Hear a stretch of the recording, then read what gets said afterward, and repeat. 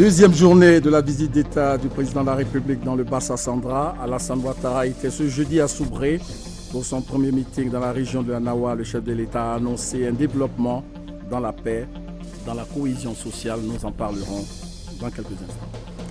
L'actualité, c'est aussi l'évaluation du projet de sécurisation du foncier rural ivoirien et la mise en application effective de la loi de 98 sur le foncier rural en Côte d'Ivoire, bilan du début programme 4. La mobilisation africaine pour le combat contre Boko Haram se poursuit. Le président tchadien Idriss Déby a lancé un ultimatum au chef du groupe terroriste. Voilà pour les principaux titres. À suivre dans ce 20h, le dossier du jeudi qui jette un regard sur la mise en application ici en Côte d'Ivoire de l'une des recommandations du sommet de Beijing 95, à savoir réduire les inégalités entre l'homme et la femme. C'est le sujet du dossier proposé par le service société de la rédaction dans quelques instants. Bonsoir et bienvenue. Comme annoncé dans les titres, le président de la République est depuis hier en visite d'État dans le Bassa-Sandra, au sud-ouest de la Côte d'Ivoire, à Soubré ce jeudi. C'est la place Charles Bozadovaï qui a abrité le meeting d'ouverture de cette visite d'État présidentielle de 5 jours dans le district du Bassa-Sandra. Pour son premier meeting dans la région de la Nawa, le chef de l'État, le président Alassane Ouattara, a annoncé un développement dans la paix et la cohésion. Le chef de l'État a salué Soubré, où résident ensemble et en parfaite intelligence toutes les populations ivoiriennes et celles venues d'ailleurs. Dans une quinzaine de minutes, vous aurez les temps forts de cette deuxième journée de cette visite d'État dans un journal du Bassa-Sandra présenté en direct du Centre culturel de San Pedro par Ali Diarasouba. L'actualité, c'est aussi l'évaluation du projet de sécurisation du foncier rural ivoirien et la mise en application effective de la loi de 98 sur le foncier rural en Côte d'Ivoire. Cet atelier bilan a été initié par le ministère de l'Agriculture. Le compte-rendu de Jean-Louis Bango. Signé pour une période de 18 mois, allant du 22 août 2013 au 22 février 2015, le projet de vie programme 4 de sécurisation du foncier rural a livré ses résultats. Au total, nous avons quelques 213 tronçons de limites ouverts. Nous avons 2025 parcelles délimitées sur les 28 000 hectares attendus. 5 départements, Agboville, Agny-Belekrou, Abengourou, Daloa, Toulepleu et 17 sous-préfectures étaient concernées par le projet de vie programme 4. Pour atteindre ces résultats, les populations de ces départements ont été informées et sensibilisées à la réglementation du foncier rural. Un grand test de faisabilité de la mise en œuvre de la loi sur le foncier rural selon le ministère de l'Agriculture. Ces résultats dépendront toutes les confirmations des grands engagements financiers initiés à ce jour par les partenaires techniques et financiers. La réalisation de ce projet a nécessité un appui financier de 1,3 milliard de francs CFA de l'Union européenne. Cette institution devrait continuer d'appuyer la sécurisation du foncier rural à travers un nouveau devis programme.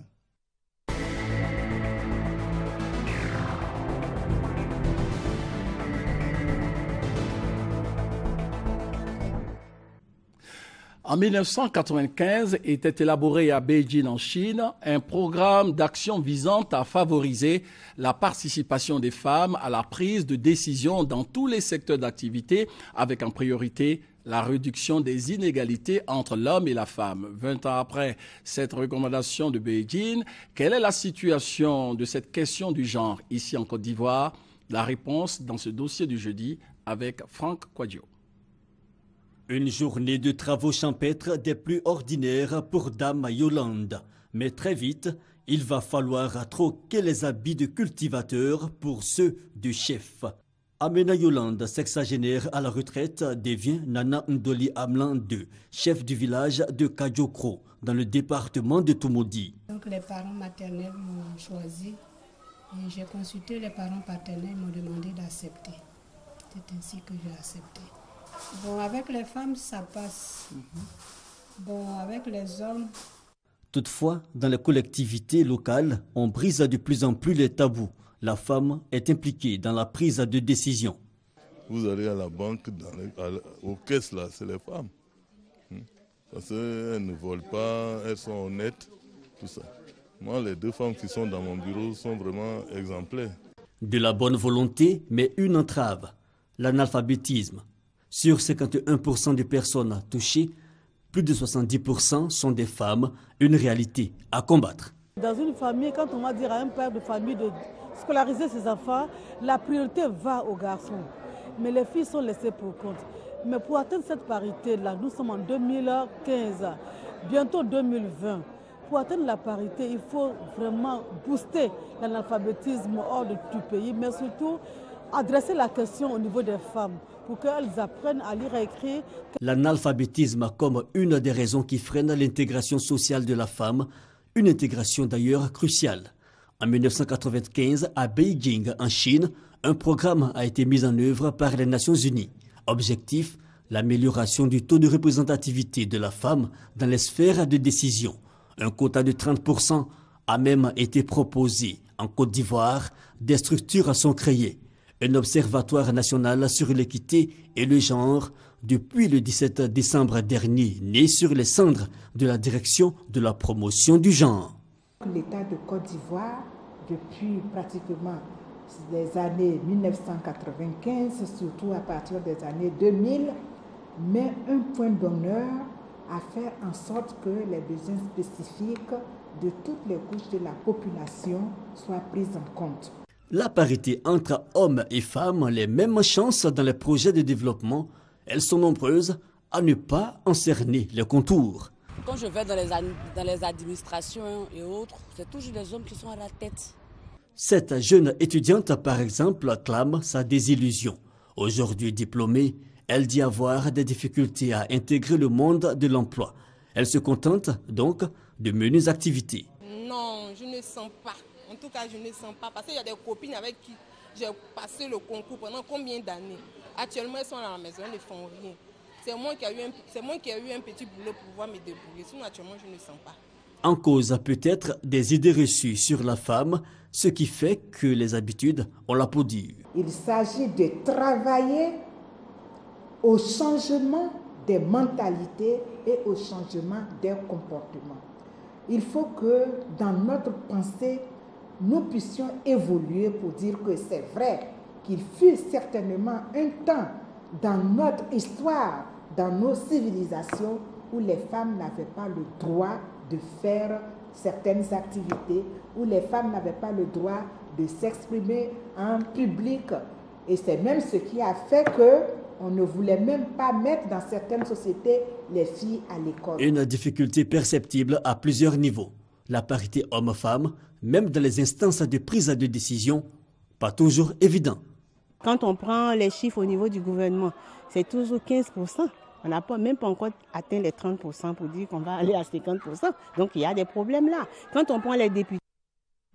Voilà, vous venez de suivre le dossier du jeudi. Ce communiqué, l'Office national d'identification porte à la connaissance des populations que depuis le 15 juillet 2014, date de démarrage de l'opération d'identification ordinaire, plus de 40 000 cartes nationales d'identité déjà produites sont en attente d'être retirées.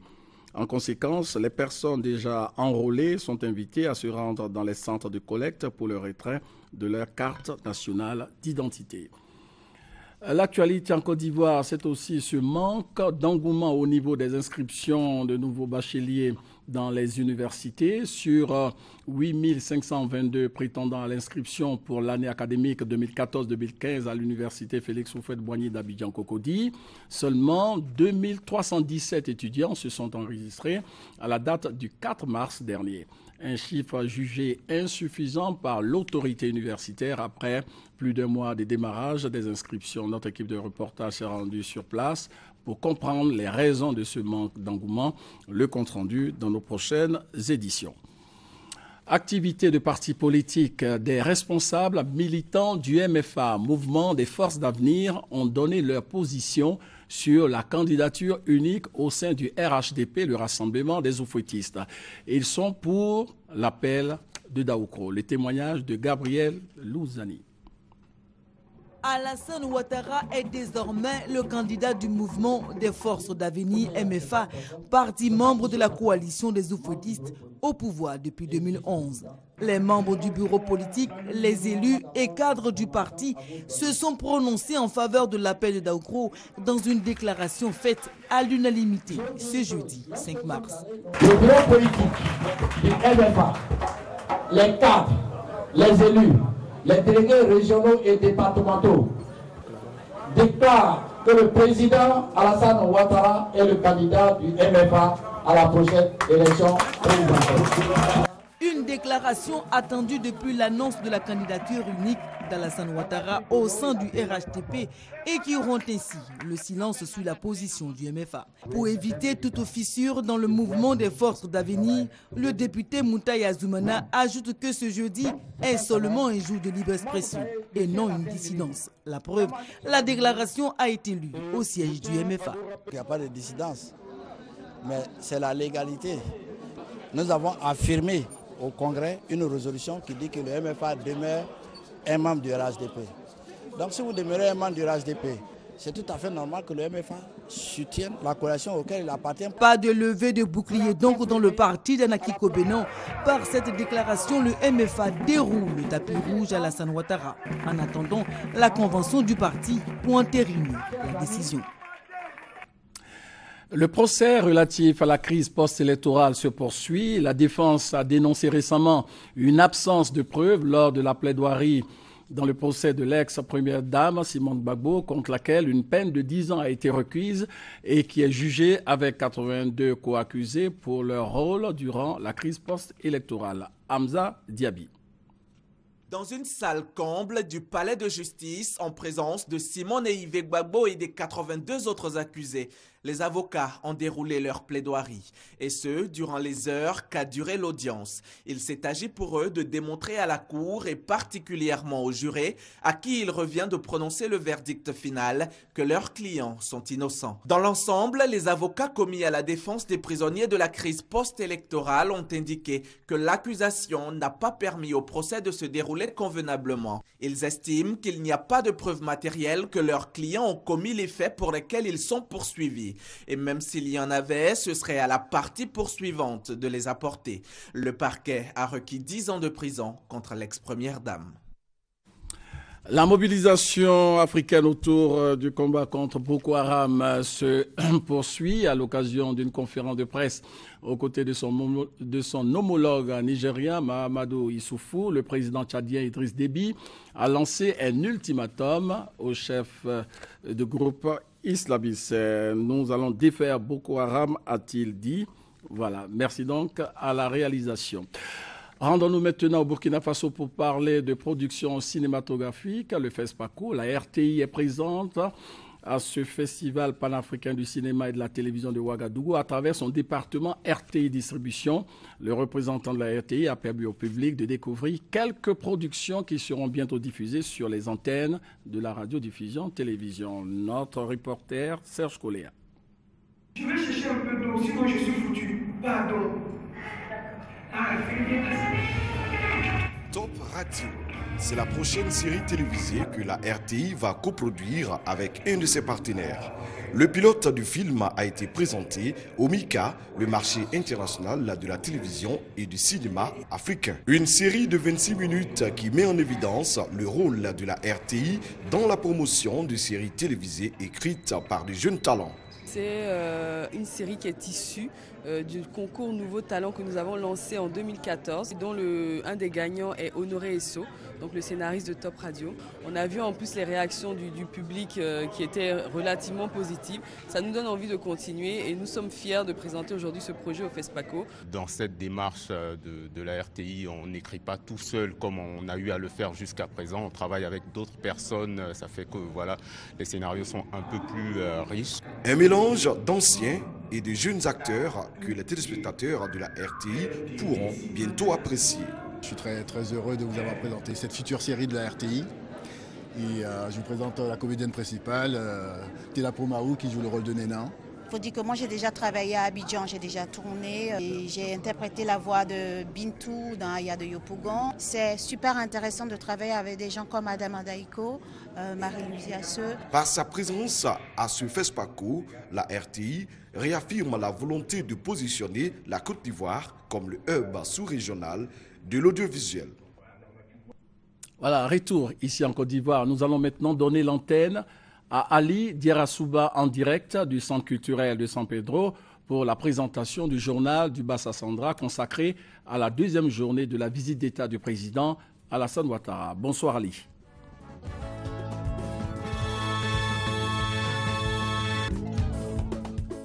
Il est 20h15 à San Pedro. La cité balnéaire au sud-ouest de la Côte d'Ivoire est la capitale du pays. Vous le savez, le temps d'une visite d'État. Bonsoir à tous et bienvenue dans ce journal du Bassa Sandra. Deuxième jour de cette visite d'État du président Ouattara dans la région. Principale étape ce jeudi, le meeting de Soubré. Avant d'en arriver à la substance de cette rencontre avec les populations de Soubré, je vous propose de suivre les honneurs militaires qui ont été rendus au chef de l'État à son entrée de la ville de Soubré. C'est avec Abou Sanogo.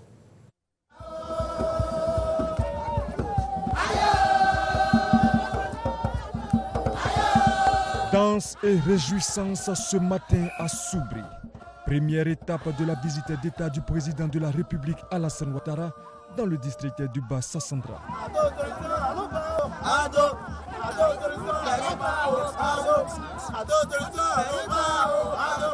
Accueilli à l'Arc de Triomphe par le maire et le président du conseil régional de Soubré, le Premier ministre Daniel Kablan-Duncan et des membres du gouvernement, ainsi que le chef d'état-major général des forces républicaines de Côte d'Ivoire, le général de corps d'armée Soumaïla Bakayoko, le président de la République Alassane Ouattara, chef suprême des armées, a eu droit aux honneurs militaires dus à son rang.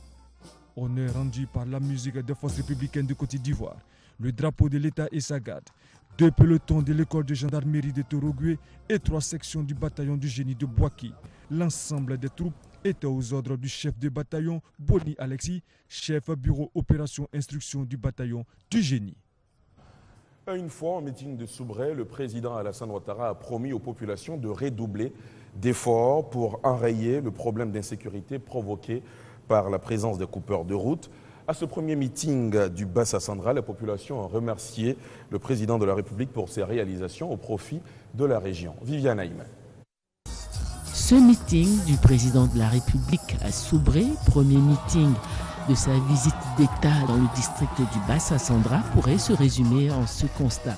Le pacte d'estime et de confiance entre Alassane Ouattara et Soubré s'est renforcé. En effet, comme lors de chacune de ses visites dans cette région, 4 visites au total, dont 2 en tant que chef de l'État, la NAWA a réservé une fois encore au président de la République un accueil massif. Population venue de Soubré et aussi celle venue de Méagui, de Guéyo, de Buyo. Si le pacte de confiance entre Alassane Ouattara et la NAWA n'a jamais faibli, a-t-on souligné dans les différentes allocutions, il s'est plutôt renforcé par les nombreuses actions de développement réalisées par le président de la République dans cette région. La NAWA vous est reconnaissante de tenir vos promesses, lui ont dit tour à tour ses représentants. L'ensemble des localités de la région a bénéficié de la réhabilitation de presque 1000 km de pistes agricoles. Cet entretien routier a permis non seulement de désenclaver les localités, mais aussi de faciliter l'évacuation des produits agricoles et le déplacement aisé des producteurs. La route Soubré, Gagnoua jusqu'à Ndoussi n'a pas été oubliée. Excellent Monsieur le Président de la République, votre élection est salutaire pour la Côte d'Ivoire. En 3 ans, vous avez fait ce qu'on espérait.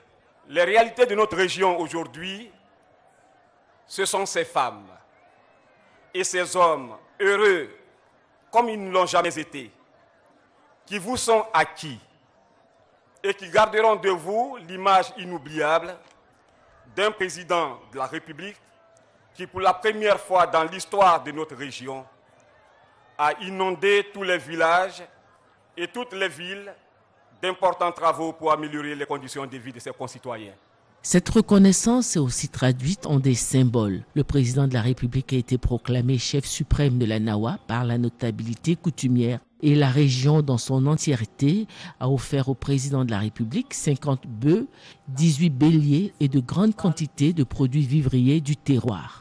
Le président de la République a remercié la Nawa pour la constance dans la confiance qu'elle lui manifeste. Il a salué tous les illustres fils de cette région, les illustres disparus, Charles Boza d'Envahi, Zadi Zaourou et tous les anciens, et ceux qui sont encore à la tâche pour apporter leur pierre à la construction de la Côte d'Ivoire.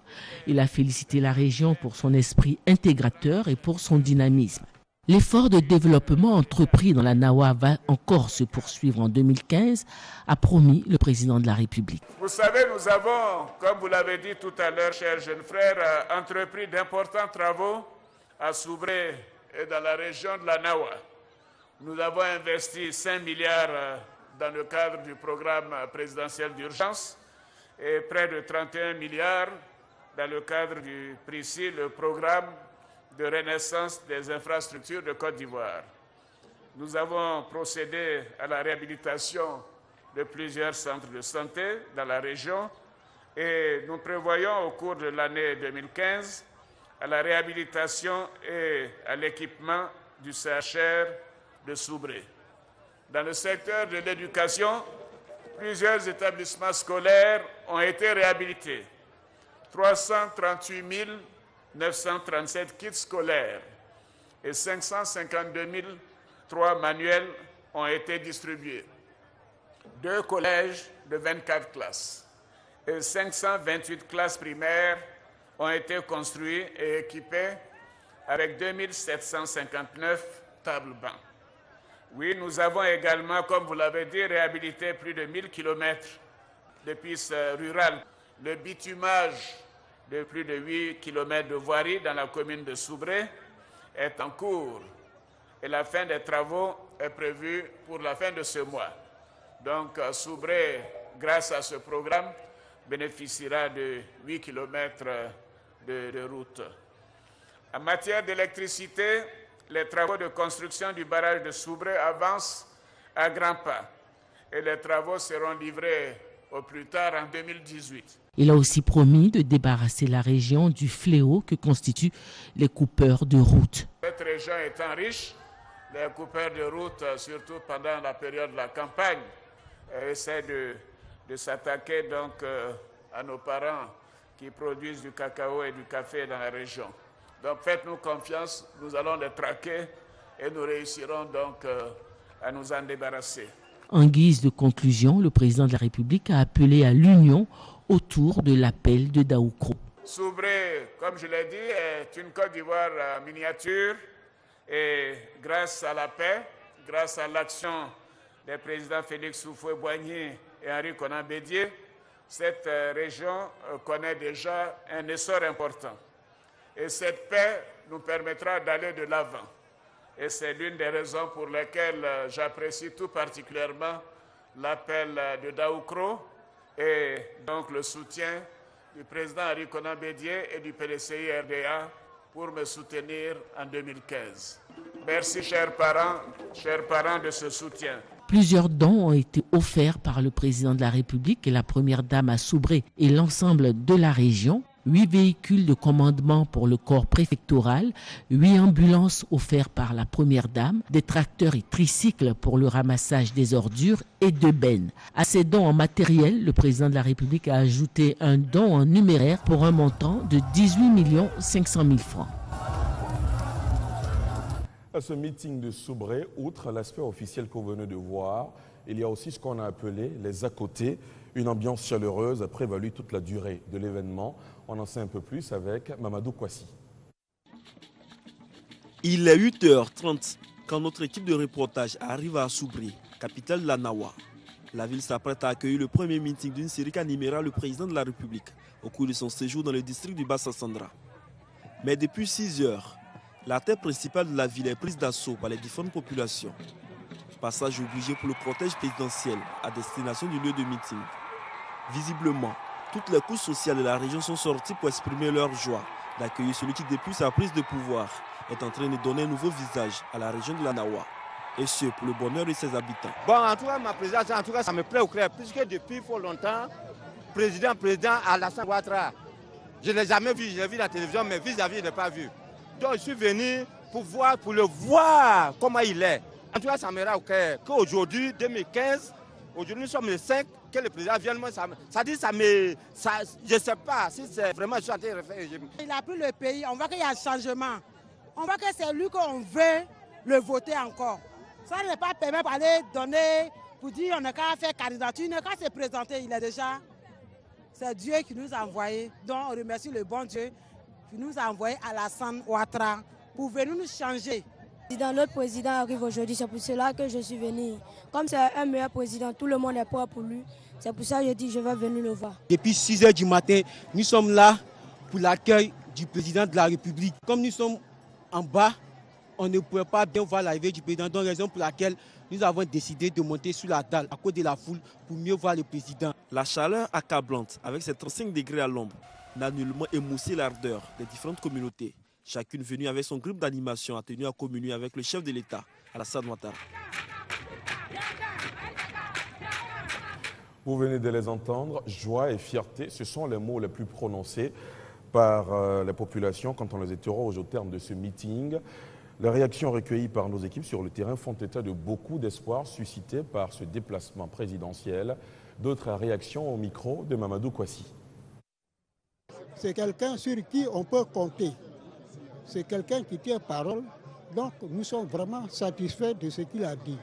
Et nous savons qu'avec lui, le pays peut aller de l'avant. Il a dépassé nos espérances. Oui, il y a très peu de temps. Et il continue de travailler. Et surtout, pour notre région, il a promis beaucoup, il continuera de faire. Vous voyez, l'habitumage à s'ouvrir quelques kilomètres, 7 kilomètres, après il ajoute 4 autres, ça fait beaucoup, il travaille beaucoup. Très satisfait. Et nous le soutenons, nous prions pour qu'il en fasse davantage et qu'il soit en bonne santé. J'ai besoin de son affaire, j'ai content de son affaire. Nous-mêmes, on est derrière lui. Parce que maintenant là, c'est lui qui a aidé nous. Côte d'Ivoire, devenir Côte d'Ivoire. Je ne peux pas refuser son affaire. Il dit 10 ans, 15 ans, 20 ans, lui va faire. Nous tous, il est derrière lui. On en vient maintenant aux activités de la première dame Dominique Ouattara. Avant l'arrivée de son époux dans le Bassa-Sandra, vous le savez, elle a effectué plusieurs dons dans la région. C'est le cas par exemple de la ville de Tabou qui a reçu près de 130 millions de francs CFA de dons en nature que la première dame, à travers ses émissaires, a offert aux habitants et singulièrement aux femmes de Tabou. Le commentaire de Thomas Guessambi. La place de la gare de Tabou aura reçu plus de monde que d'ordinaire le week-end dernier. La raison, la caravane de bienfaisance du cabinet de la première dame Dominique Ouattara visite les populations du département. À la vue de la délégation que conduisait Yao Patricia Sylvie et surtout de l'envergure des dons, le bollo, danse traditionnelle au parfum sans doute original, ne peut que s'inviter dans l'accueil. Au milieu de cette ambiance festive, l'envoyé de l'épouse du chef de l'État a tout de même le temps de transmettre officiellement le volume de dons en nature, accompagné d'une enveloppe d'environ 1,5 million. Les dons sont si nombreux qu'on pourrait les détailler toute la journée, on n'aura pas fini. La porte-parole des femmes tout à l'heure a demandé un fonds. Désormais, le fonds d'appui aux femmes de Côte d'Ivoire est présent à Tabou. C'est le message majeur que je voudrais donner. La première dame dit à ses sœurs qu'elles ne sont pas oubliées, qu'elles pensent à elles et que tous leurs problèmes seront pris en compte pour que la Côte d'Ivoire soit développée dans son intégralité afin que nous soyons un pays unis et forts. La population très touchée par ce geste de la première dame de Côte d'Ivoire n'a eu d'autre mot que des remerciements. À Tabou, ce sont au total 130 millions de francs CFA de dons en nature et une somme de 400 000 francs CFA dont a bénéficié la population de la part de la première dame Dominique Ouattara. Retour en images et en détail sur le Conseil des ministres tenu hier qui a ouvert cette visite d'État dans le Bassa-Sandra. Il a eu lieu à la mairie de San Pedro. Entre autres sujets en ligne de mire, l'exécution du budget des marchés publics, la consolidation du marché de la téléphonie mobile et la revue sectorielle du premier C2D Entendez le contrat de développement et de désendettement. Les précisions sont signées à Ouattoré. Le Conseil des ministres de ce mercredi 4 mars, premier jour de la visite d'État du président de la République Alassane Ouattara dans le Bassa-Sandra, a examiné plusieurs communications, adopté des projets de décret et pris des mesures individuelles. Ainsi, après examen de la revue sectorielle du premier C2D, le Conseil a dit sa satisfaction quant au déroulement des différents projets. Il apparaît donc que la mise en œuvre des projets du premier CDD au cours de l'année 2014 a connu une avancée globalement satisfaisante avec la mise en route de la quasi-totalité des projets et des programmes qui sont concernés. L'année 2015 verra certainement la fin de ces projets et l'inauguration de la plupart des grands projets qui ont été engagés au titre du C2D en 2014. Ces réalisations vont porter à environ 300 milliards de francs CFA, donc près de 75% du premier C2D, le cumul des ressources directement injectées dans l'économie ivoirienne à la fin décembre 2015. Et comme vous le savez, un deuxième C2D a été signé en décembre 2014. Au niveau de la gestion des marchés publics et de l'exécution du budget 2014, le Conseil a noté une évolution satisfaisante. Au niveau des dépenses, le taux de réalisation s'est élevé à 97,2%. Il convient toutefois d'insister sur le niveau élevé des dépenses d'investissement, niveau qui a été le plus élevé de notre pays, 1126 milliards de francs CFA, donc en 2014. Il y a lieu également d'insister sur le niveau important de ce que nous appelons les dépenses pro-pauvres, les dépenses dont le but est de lutter contre la pauvreté et de réduire les disparités au plan social. Donc, le Conseil note que la gestion des marchés publics évolue de façon satisfaisante, et notamment en ce qui concerne le recours à l'appel d'offres ouvert. Donc l'appel d'offres ouvert devient le principe d'acquisition de biens et services.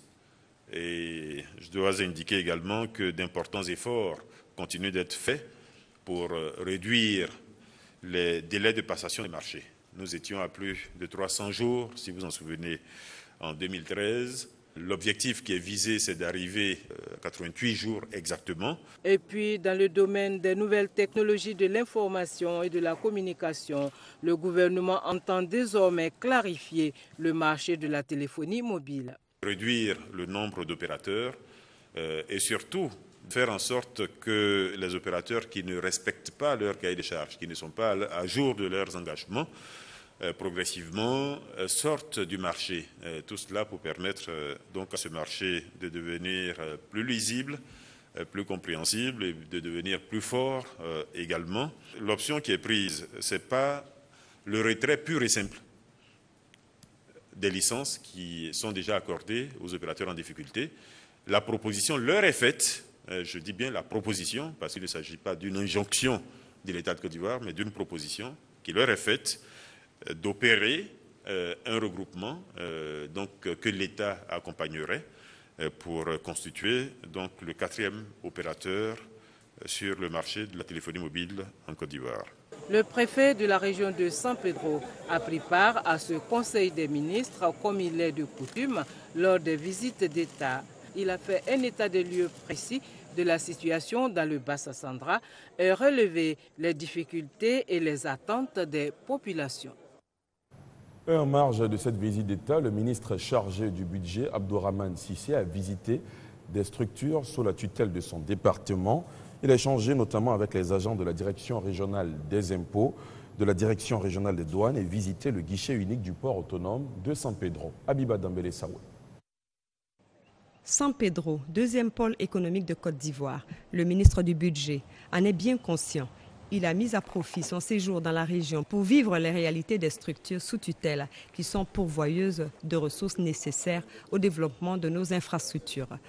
On peut le dire, la visite du ministre du budget était très attendue par ces régies financières. À la direction régionale des impôts de San Pedro, le ministre a été on ne peut plus clair. Il a demandé aux agents d'être plus vigilants afin d'accroître les recettes et dépasser l'objectif qui se chiffre à 1770 milliards de francs CFA pour l'année 2015. À la direction régionale des douanes, les prévisions de recettes sont plutôt bonnes, eu égard aux résultats obtenus au cours des premiers mois de l'année 2015. Cette visite que je fais au niveau de la Direction générale des impôts et de la Direction générale des douanes vise deux objectifs. Le premier, c'est d'abord de voir les conditions dans lesquelles les agents travaillent. Le deuxième, c'était de leur passer un message. Le message, c'est le même. C'est qu'il faut absolument que nous donnons chacun de nous le maximum pour pouvoir atteindre les objectifs qui nous ont été fixés par le gouvernement. Comme vous le savez, nous avons un budget à 5 014,3 milliards de francs CFA, dans lequel les recettes fiscales jouent un rôle prépondérant. Donc il est quand même important pour moi, nous sommes en mars, donc 2 mois après le début de l'année, il était important pour moi de revenir voir les agents afin de les sensibiliser encore une fois à la cause commune. Au niveau de la douane, c'est environ 1400 milliards de francs CFA qui sont attendus de la Direction générale des douanes. Et il faut dire que les 2 premiers mois sont relativement bons au niveau de la douane. Donc je compte sur les agents pour que ce niveau-là puisse être atteint et même, et surtout, dépassé. Abdourahmane Cissé a encouragé les agents à toujours faire plus pour le rayonnement économique de la Côte d'Ivoire. Et c'est un ministre du budget à rassurer quant au bon fonctionnement de ces structures qui a visité les impressionnantes installations du port autonome de San Pedro, premier port d'exportation de cacao, dont le capital est estimé à 2 milliards de francs CFA et le chiffre d'affaires à 6 milliards 712 millions de francs en 2014. On ne parle pas seulement politique et économie dans ce journal, on parle aussi environnement. La commission assainissement, propreté et aménagement du ministère de la Salubrité urbaine et du développement durable vient de lancer la traque aux ordures. Cela à travers une opération de rachat de sachets plastiques et de libération des servitudes publiques. On fait le point avec Michel Dicret. Racheter des sachets plastiques collectés par les populations afin de rendre la ville de San Pedro propre. La trouvaille est de la commission assainissement, propriété et aménagement du ministère de l'Environnement. 500 francs, c'est le prix du seau de sachet. La population étant mobilisée est venue avec tous ces lots de sachets pour pouvoir obtenir quelque chose. Dans toute la cité, la traque aux ordures est engagée. De toute façon, ils ont commencé là, ils n'ont pas continué comme ça. S'ils continuent comme ça, là c'est bien. Sinon, vraiment, on est fatigué de la poubelle.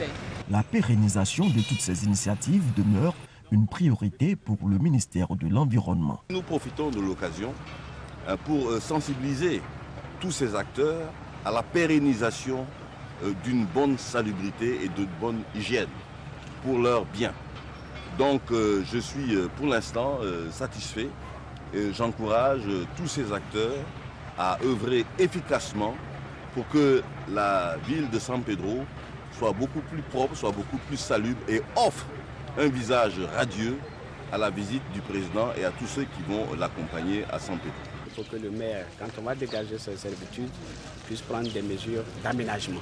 Il faut qu'il y ait assez de verdure, assez d'espace vert et de deux. Quand vous enlevez des garages ou des menuisiers sur les servitudes publiques, il faut trouver des endroits, des centres artisanaux où il faut les recadrer pour qu'ils puissent continuer leur activité. Ces opérations de salubrité ont été lancées dans toutes les régions qui seront visitées par le chef de l'État.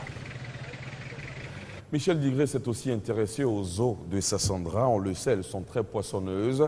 La pêche constitue un pilier de l'économie de la localité.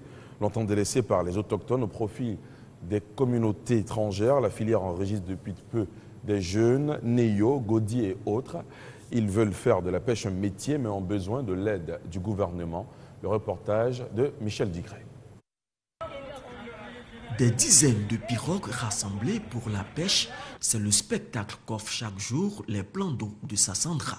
Les Ghanéens et Libériens sont les principaux acteurs de ce secteur. Seulement quelques Ivoiriens s'y intéressent et cela à des échelles beaucoup plus réduites. Parmi eux, Konaté Bakari pêcheur malgré lui. Moi-même, je suis un chauffeur, mais comme il n'y a pas du travail à Sandra, on a oublié de venir se débrouiller ici. Donc, quand on lance les lignes dans l'eau, c'est les capes rouges. Et puis, comment on appelle ça, quelques petits poissons, on vend à 1000 francs, à 3000. La pêche pour survivre, d'autres autochtones par contre ont décidé d'en faire un métier. D'autres qui ont honte de le faire. Ils se disent non, c'est la pêche. Tu es tout le temps dans le poisson, le dos du poisson peut-être. C'est ce que moi je me dis, hein, que c'est la honte qui fait sinon. C'est un métier, c'est un travail, c'est bon. Ce travail, j'ai appris ça sur les étrangers. Mais vraiment, ce travail, en tout cas, c'est dur. Mais nous, on ne se décourage pas. Surtout, ne pas se décourager, c'est le code que se sont passés ces jeunes qui attendent un appui du gouvernement. Aujourd'hui, nous prenons des pagaies pour aller sur l'eau. Nous n'avons pas de moyens, des moteurs comme les autres. Donc vraiment, nous demandons pardon au gouvernement. S'il peut nous aider, il vient à notre aide. C'était un peu intéressant de venir voir peut-être la chefferie d'ici, faire des libations, déposer un filet sur le compte du village, aller dans un village voisin et puis comme ça mettre tous les jeunes qui sont sur le littoral là dans ce domaine-là. C'est très important. Franchement, moi c'est ce que j'aurais à dire si j'étais en face du président. Pour les autorités locales, les jeunes doivent s'intéresser de plus en plus à cette activité qui sera encore plus florissante avec la création très prochaine d'un port de pêche à Sassandra. Les études sont très avancées, très avancées. Au mois de mars, l'équipe japonaise, qui est donc promoteur de ce projet-là, vient au niveau de Sassandra pour achever un autre pan du programme pour ce qui concerne le port. Et après cela, les conventions entre l'État et le Japon seront donc signées afin que le port puisse voir le jour. C'est pour quelques temps seulement de souffrance que nos jeunes auront à attendre. En 2014, la production halieutique à Sassandra s'élevait à environ 5 millions de kilogrammes. La commercialisation a rapporté aux acteurs de la filière plus de 2 milliards de francs CFA. Et pour terminer, je vous donne les principaux axes de la troisième journée de cette visite d'État dans le Bas-Sassandra, le Boklé et la Nawa.